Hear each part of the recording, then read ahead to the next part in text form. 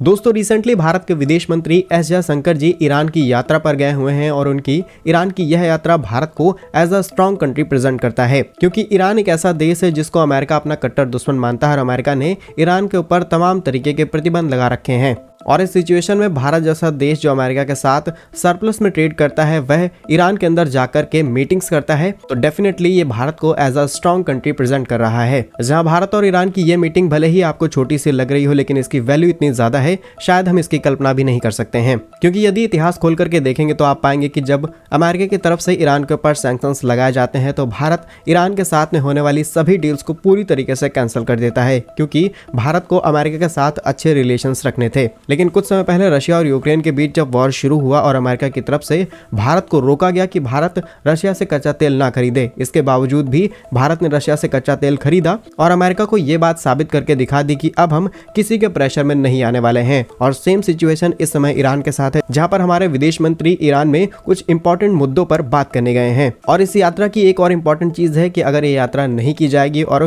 कुछ समाधान नहीं निकाला जाए तो भारत का करीब करीब 115 बिलियन यूएस डॉलर का ट्रेड इस समय खतरे में आकर के फंस चुका है। क्या है पूरी रिपोर्ट इस वीडियो में जानते हैं। बस हमें सपोर्ट करने के लिए इस वीडियो को लाइक और चैनल को सब्सक्राइब जरूर कीजिएगा। दोस्तों रेड सी की बात की जाए तो यमन में रहने वाले हुती विद्रोही की तरफ से लगातार जो होने वाले ट्रेड शिप्स हैं उनके ऊपर अटैक किए जा रहे हैं। अब अगर रेड सी की बात की जाए तो पड़ता है रास्ते में सुएज कनाल और सुएज कनाल से दुनिया के ट्रेड का करीब 12% हिस्सा ट्रेड किया जाता है और भारत का भी काफी बड़ा एक्सपोर्ट इसी रास्ते से किया जाता है, जिससे हम डायरेक्टली यूरोप और अमेरिका में अपने एक्सपोर्ट्स कर पाते हैं। अब इंपॉर्टेंट चीज ये है कि यूरोप और अमेरिका में ज्यादातर जो हमारा ट्रेड है वो सरप्लस में रहता है, यानी कि हम उन देशों से जो चीजें इंपोर्ट करते हैं उसकी तुलना में हम ज्यादा एक्सपोर्ट कर देते हैं। अगर वहीं चाइना की बात की जाए तो चाइना के साथ हमारा ट्रेड डेफिसिट है, यानी कि हम चाइना से जितना इंपोर्ट कराते हैं उसके कंपैरिजन में बहुत कम ही एक्सपोर्ट कर पाते हैं। और इस समय लगातार हुती विद्रोही की तरफ से जो अटैक्स किए जा रहे हैं शिप के ऊपर, इससे भारत को करीब 115 बिलियन यूएस डॉलर तक का नुकसान हो सकता है। कई रिपोर्ट्स तो ये भी बोले हैं कि भारत ने अब तक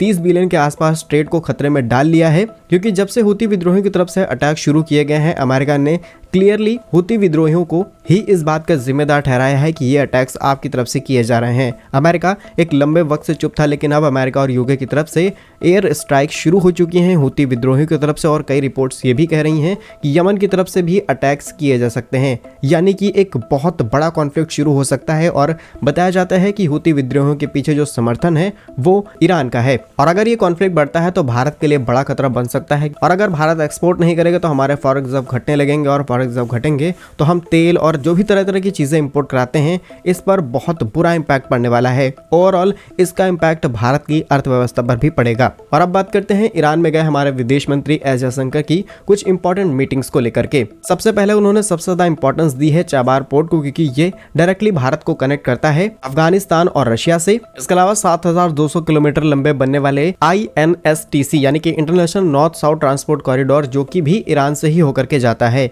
ये दो इंपॉर्टेंट रूट हैं। अगर लगातार इसी तरीके से अटैक्स होते रहे और इन फ्यूचर भी ये अटैक्स बढ़ सकते हैं, और अगर भारत ईरान के साथ इस डील को फाइनलाइज कर लेता है, भारत की एक अच्छी कनेक्टिविटी हो जाती है अफगानिस्तान और रशिया तक, तो भारत को इस झंझट में पड़ने की जरूरत नहीं पड़ेगी और भारत डायरेक्टली अपने एक्सपोर्ट्स कर सकता है। लेकिन इन प्रोजेक्ट को बनने में भी काफी समय लग सकता है। इसके अलावा फंड को लेकर के भी इश्यू हो सकता है, क्योंकि अगर ईरान की बात की जाए तो ईरान के ऊपर अमेरिका की तरफ से सैंक्शंस लगे हुए हैं और अमेरिका का काफी बड़ा कंट्रोल है। जो भी बड़ी बड़ी ऑर्गेनाइजेशन है जो फंड करती हैं, जैसे कि IMF, तो इस 7200 किलोमीटर बनने वाले प्रोजेक्ट के लिए लोन भी अप्रूव नहीं होगा, लेकिन इस प्रोजेक्ट का बनना जरूरी है, जिसको लेकर के विदेश मंत्री जी ने बातचीत की है। और कहीं ना कहीं अगर डिप्लोमेटिक लेवल पर चीजें देखी जाए तो हुती विद्रोहियों की तरफ से जो लगातार अटैक्स किए जा रहे हैं इनको कंट्रोल करने की कोशिश लगातार की जा रही है, क्योंकि अगर ऐसा नहीं होता है तो इसका सबसे बड़ा इंपैक्ट हमारे देश में देखने को मिलेगा, क्योंकि हम जियोग्राफिकली बहुत ज्यादा क्लोज हैं। इसके अलावा हमारा काफी बड़ा ट्रेड इसी रूट से होता है, और जैसा कि हमने बताया कि इससे भारत के करीब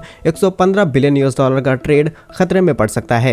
और आपने रीसेंट एग्जांपल देखा होगा कि गुजरात से कुछ ही दूरी पर एक बड़े शिप के ऊपर अटैक किया जाता है जो कि भारत की ओर आ रहा था, तो ये टैक्स भारत तक ना पहुंचे इससे पहले ही इसका सॉल्यूशन निकालने की कोशिश की जा रही है। बाकी विदेश मंत्री जी की इस यात्रा पर आप क्या सोचते हैं हमें कमेंट्स में जरूर बताइएगा। अगर आपको इसी तरीके के एनालिसिस वीडियोस पसंद आ रहे हैं तो हमें कमेंट्स में जरूर बताइएगा, हम और वीडियोस आप तक लेकर के आएंगे। भारत कैसे ही यूजफुल वीडियोस पाने के लिए हमारे यूट्यूब चैनल को सब्सक्राइब जरूर कीजिएगा। साथ ही में आप हमारी वेबसाइट thetimesglow.com को चेक जरूर कीजिएगा। ऐसी बहुत सारी इन्फॉर्मेशन आपको वहां पर समय से पहले मिल जाएगी। मिलेंगे हम आपको एक नई और इंटरेस्टिंग वीडियो में, तब तक के लिए वंदे मातरम, भारत माता की जय।